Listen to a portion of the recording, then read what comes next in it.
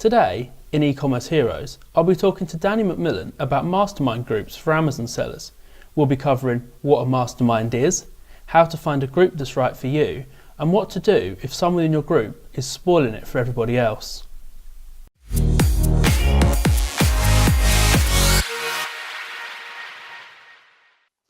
In today's episode of E-Commerce Heroes, we're going to talk to Danny McMillan. Danny is an Amazon private labeler, an international public speaker, and host of Seller Sessions, the weekly advanced marketing show for Amazon sellers. So Danny, let's dive straight in. What is a mastermind? Okay, so a mastermind is when a group of, in our case, Amazon sellers get together and share ideas, the growing pains of the Amazon business, techniques that, in terms of marketing. So the idea is that, imagine it being a brain pool. Everyone gets together, sharing information so that you can then put that into your business and help it grow. Okay, and I've seen that there are some mastermind groups that are paid for, sometimes at conferences or kind of weekly or monthly things. Are they the same as what you've just discussed, or are they slightly different? No, there, as you just pointed out, there's numerous types of masterminds. Some are in WeChat groups, as an example, or Facebook groups, private ones. Some are face-to-face, some are at conferences, some are standalone that are events in places like Bali. Okay, and from your experience, what have you found the most beneficial, the kind of free ones or the paid ones? Because there's two parts to that, and there's going to be a bias here. I have a mastermind group that doesn't cost me any money, therefore I don't need to attend others. And we've been running it for a couple of years, and we've got sellers in the group that range anywhere from, I don't know, 100K up to 600K. Okay. So that's a bias there, but I wouldn't say not go to other masterminds that are paid for, because I can't share on that opinion because I've not attended them myself. And in terms of conference ones, there are cases where we do mini masterminds that are bolt-on tickets to the conference. So you can get 3 to 4 hours with a group of speakers and do a round on the tables, and the costs are like a snapshot compared to going to Bali and places like that. So it allows people to get stuff out of a mastermind at a very low cost, which maybe is being it's a low cost, it's a lower barrier to entry for them. So you don't have to be such an expert level with high turnover to say to attend one of those. Whereas the Bali one that you may be paying 10, 25K for, you will need the cash flow for it. And you touched on there as well, the kind of the fact that there is some in-person masterminds and also those online. Again, in your experience, which ones do you find are the most useful, and are there any differences between the two? Yeah, I think face-to-face is a lot better, because from my group that's been running 2 years come February, obviously you get members drop out of the group. That's gone strong, but I've been in like WeChat and Facebook group masterminds previously with different levels and skill sets, which are obviously free, but they flame out very fast. There's a high churn, and then people just get bored and move on with their daily lives. I think with a face-to-face one, it's a commitment. You look forward to it. There's this one day a month that we get together face-to-face, and then you're in the same room with these people. You share food, maybe have some drinks, and you can sit there and go through a lot of topics. Like we have a topic-led based setup.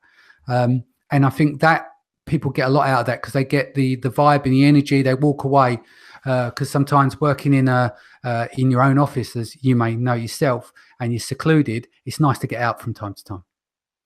And so if I'm a seller and I've been watching what you've said, and I can see the benefits of joining a mastermind group, how would I go about finding a suitable one or starting a suitable one? Because I can imagine it can be quite hard to find a mastermind group that fits your exact level of experience and your business model. Yep, I tell you exactly what I did. And I always say to people, because I get a lot of people want to join our mastermind, but we have to be very stringent on the amount of people, because we want to keep it small. So they have to meet a criteria, and by proxy, I know quite a few people from public speaking, and I feel bad saying I can't let you in the group, but I have to think of the other people in the group. But what I always say to them is set up your own mastermind group. All it takes is a bit of grit. Yeah. So the best way of doing it is go on to Facebook, go on to Amazon forums, for instance, go on to I'm just trying to think, just various different websites. Look at all the places where there's hubs of Amazon sellers. And then you'll see the people in the group that are sharing information and advice. And if you feel that advice is good and that person comes across really well, private message them. Just say, look, I'm putting a mastermind together. It's a small group. Even if you do start it out as a WeChat or a Facebook group, just put something together. People will leave and people will ignore you. Like, we've got 15, 16 people. I released 4 out of the group, but 15, 16 people in our group now. But when we started, we had 4. I think 70% of the people I asked to join turned us down because they just thought, oh yeah, silly little group. But they'll regret that now because of what we've grown into, and the exchange that we get now is massive. So what I'm saying to people is, put the work in yourself. Don't get despondent when you get rejected from a group, because ultimately most of these groups, when you do find them, you have to meet a certain criteria. If you don't, then you feel like the person outside looking in, but you shouldn't feel like that way. Just go and set up your own group. It's not that hard. 2 days you could spend putting it together. Then once a month you can get together face to face, organize a bar or coffee shop to meet, and start it small and grow it from there. And if they do kind of start their own group, or if you find a group to join, what sort of atmosphere can a seller expect? Because I think that some people might think that with, a group of sellers in a room, all with their own opinions and ways of doing things, that it could potentially, I don't know, at times get a bit heated. And I think there's also a concern that perhaps one seller might steal the limelight. So how do you kind of go about even managing that in a group, or kind of find the group where that's not so much the case? That's my biggest problem. You've got a group, and I don't call it manage it, because I don't sit down and hands-on manage people. Our group is pretty chilled. This comes down to, I believe, and I can make this mistake, I have the no a-hole rule. So I interview people for about an hour on the phone, and if they're a complete dick, then they don't get in the group. It's as simple as that. I don't care if they're doing 1 million, 2 million or whatever. It's about, you've got to remember, a mastermind group is about not just taking, it's sharing.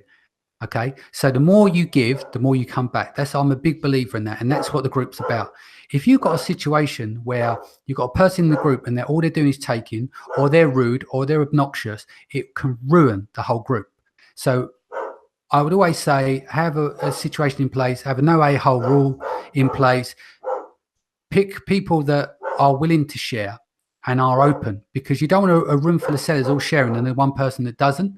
That will upset the apple cart. So just be vigilant on who you pick prior. And my final question for you, Danny, is what are your top tips for sellers on getting the most value out of being in a mastermind group? Building relationships and giving. The more you walk into a group, like our group, it makes it more difficult. When new people join, it's like the bar's up here. But when they come in, we had a young lady join us. She does 500K a month. And she came to the last meeting, and she sat there with the rest of the guys, and she just blew everyone away with her knowledge, because she was open and she was sharing. And that's what you need to do. It's like you've got to remember is that you want to get in the group to learn, but you also got to get back, because why would a group of big sellers want to pull you along for the ride and just feed you information and get nothing in return? Not in a selfish way, but you've got to think it's a two-way street. So you're going to need to have something to offer and be a nice person. Well, Danny, thank you very much for your advice. That's all we've got time for today. I'd like to say a big thank you again to Danny McMillan for joining us. A big thank you to you for watching. And we hope to see you for another episode of E-Commerce Heroes here at Web Retailer. Thank you. Goodbye.